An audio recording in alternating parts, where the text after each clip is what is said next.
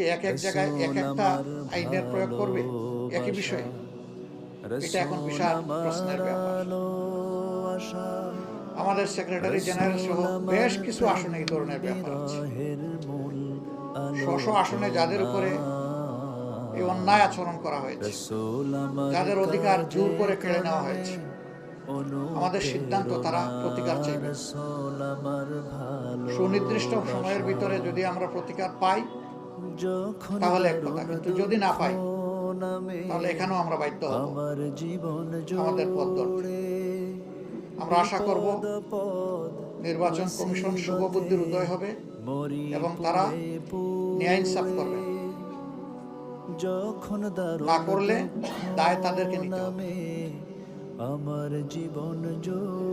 আমরা এখনো বলবো, দেশকে আমরা ভালোবাসি, ভালোবাসার জায়গা থেকে আমরা দেশের শান্তি শৃঙ্খলা এবং দেশের ঐক্য চাই। আমাদের স্লোগানই ছিল ঐক্যবদ্ধ বাংলাদেশ। ঐক্যবদ্ধ বাংলাদেশে থাকতে হলে পরস্পরকে সম্মান করেই থাকতে হবে। এখানে কেউ রাজা নয় আর বাকিরা প্রজা নয়। এখানে কেউ মালিক নয়, বাকিরা তাদের অধীনস্থ নয়। এখানে সকলেই বাংলাদেশের এক